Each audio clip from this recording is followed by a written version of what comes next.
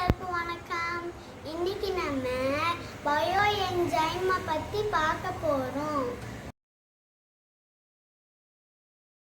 எங்கள் அம்மாவுக்கு பயோ என்சைமை பற்றி எப்படி தெரியும்னா, ஹீலர் பாஸ்கர் அங்கிளும் ஸ்ரீகாந்த் அங்கிளும் சொல்லி தான் தெரியும்.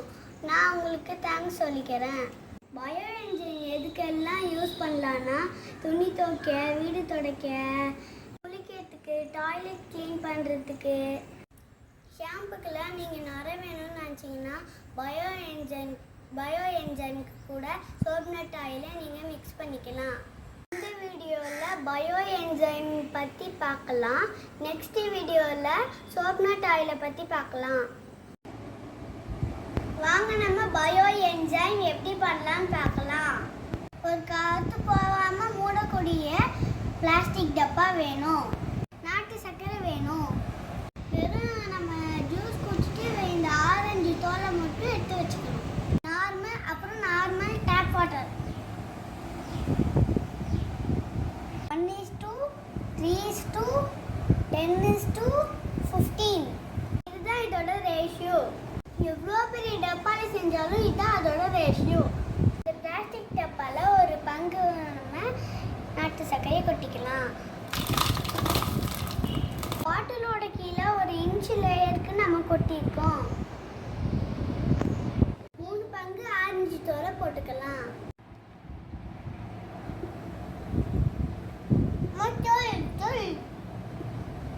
போடு நிக்கிறேன், போடு.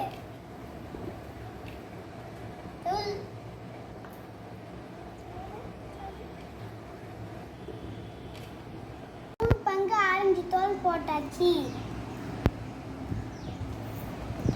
இப்போ நம்ம தண்ணி ஊற்றிக்கலாம்.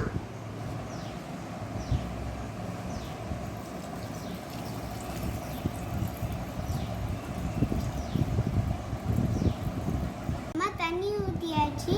அதுக்கு மேலே கொஞ்சம் எப்பயுமே கேப் இருக்கணும். நம்ம நாட்டு சர்க்கரை கரையிற மாதிரி நம்ம இப்படி கிண்டி விட்டுக்கணும்.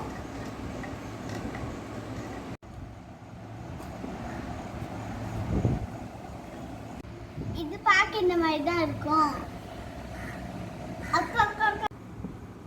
இப்போ நம்ம பயோ என்சைம் ரெடி பண்ணிட்டோம். இப்போ நம்ம காற்று போகாம மூடி வச்சுக்கணும்.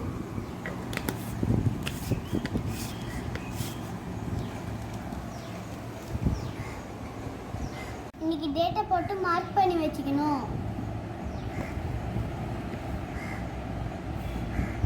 இதுக்கப்புறம் நம்ம 90 டேஸ் கழிச்சு தான் இதே எடுக்கணும். ஃபஸ்ட்டு 30 டேஸ்க்கு காலையில் ஒரு தடவை, சாயங்காலம் ஒரு தடவை திறந்து மூடணும். இந்த மாதிரி திறந்து மூடிக்கணும். ஃபஸ்ட்டு 30 டேஸ்க்கு திறந்து மூடியாச்சு. அடுத்த 60 டேஸ்க்கு எதுவுமே பண்ணாமல் தனியாக எடுத்து வச்சிடணும். ஒரு வெயிட் பண்ணாத இடத்துல வைங்க. இந்த கொஞ்ச நாள் கழிச்சு ஒயிட்டாக மேலே இருக்கும். அந்த கண்டிஷன் கரெக்ட். உங்கள் பயோ என்சைம் அப்போ நல்லா இருக்குன்னு அர்த்தம்.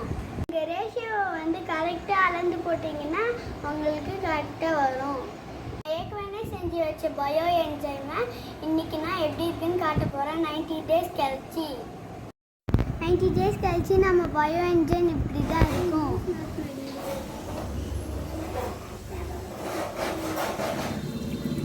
இப்போ கிளியர் என்சைமை வடிகட்டி வச்சுக்கணும்.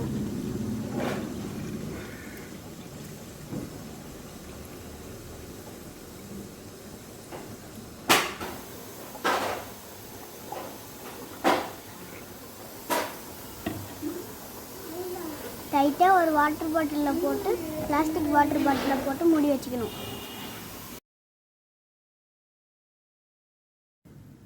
அந்த தோலை மிக்சியில் போட்டு அரைச்சி வச்சுக்கணும்.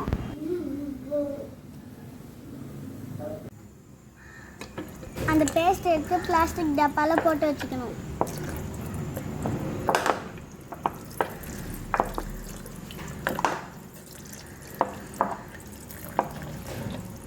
பல்ப் என்சைமுக்கு மேலே 2 இன்ச் கிளியர் என்சைம் ஊற்றிக்கணும்.